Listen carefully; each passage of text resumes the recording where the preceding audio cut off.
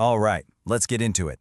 If you've spent, any time online lately, you've absolutely seen this trend. It's beautiful, it looks super productive, and it is everywhere. We are talking about the flow state. But what we're all seeing online might just be more of a fantasy than the real thing. Yeah, it almost always kicks off with a caption just like this one. POV, I entered my flow state. And what you see next is this mesmerizing time-lapse of someone who just seems to have it all together, completely and totally lost in a single task. You know the ones I'm talking about, right? These intense 2 a.m. cleaning sprees, or marathon video editing sessions that go on for hours. People meticulously baking bread, or creating this incredible digital art.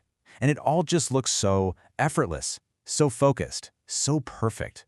These are the activities that the internet has decided are the ultimate displays of flow.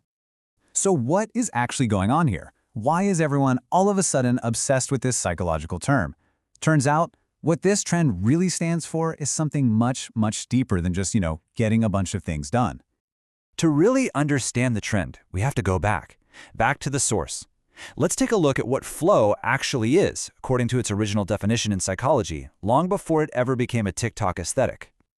So, this term, it was coined by a psychologist named Mihaly Csikszentmihalyi, and he used it to describe a really specific mental state, being so completely absorbed in what you're doing that everything else just kinda melts away. But here's the catch. Real flow doesn't just happen whenever you want it to. It needs 3 very specific things to line up perfectly. First, the task has to be challenging, right? But your skill level has to be high enough to actually meet that challenge. It's this perfect sweet spot. You're not bored out of your mind, but you're not totally overwhelmed either. You're just in the zone. And when you're in it, that feeling is unmistakable. You totally lose track of time. Hours can feel like minutes. You stop worrying about what other people might be thinking. All that background noise in your head and in the world just gets quiet, and you can focus without having to force it. It's this natural, deep immersion. And this is a really important point. The original idea of flow was never actually about productivity. It wasn't some kind of life hack to get more done. It was all about finding this very human kind of peace and genuine pleasure through being totally immersed in something. So, how did we get from this very specific cognitive state to the online fantasy that we see everywhere today? Well, this is where the story gets really, really interesting. This is exactly where the meaning started to shift. Look, on one side you have the science, pleasure, focus, balance. But the online fantasy, it translates all of that into something way more emotional. It's not, I found pleasure, it's, for just a moment, I wasn't anxious. It's not, I was focused, it's, for once I could actually focus. And that right there, that is the heart of it. People aren't just sharing moments of focus, they're expressing this deep, deep longing for a version of themselves that's still capable of feeling that focus, that quiet, in the first place. So why is everybody feeling this collective longing? Why does this simple state of focus feel so precious, so incredibly rare these days? Well, it has pretty much everything to do with the modern condition that we all find ourselves living in. I mean, just think about your average day. We are constantly being interrupted by emails, by text, by pings, by DMs, by breaking news alerts. Our attention is literally being fractured into a million tiny little pieces. Our entire digital world is pretty much built on this notification culture that rewards panic over presence. It's literally training our brains to be reactive, not reflective.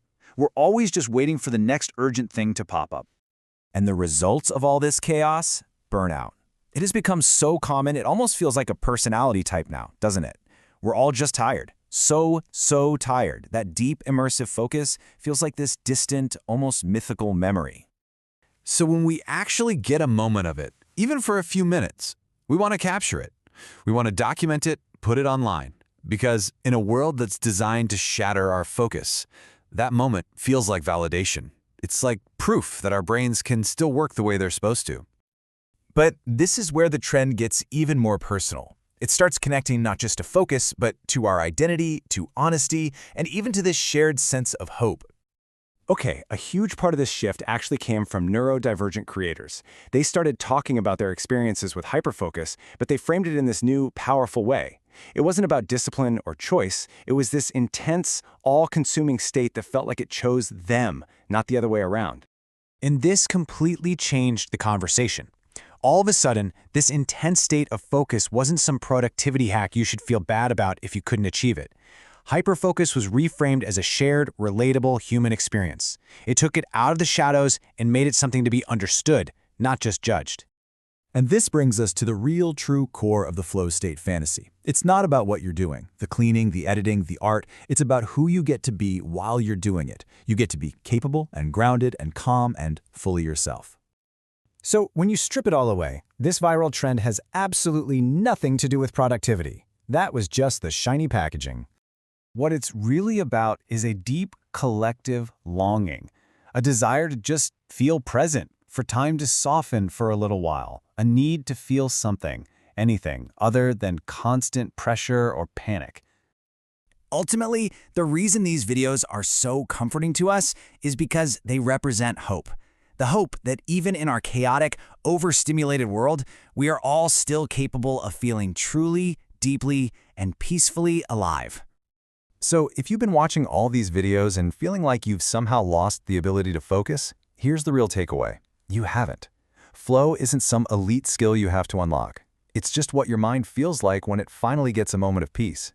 You didn't lose it. You're just tired.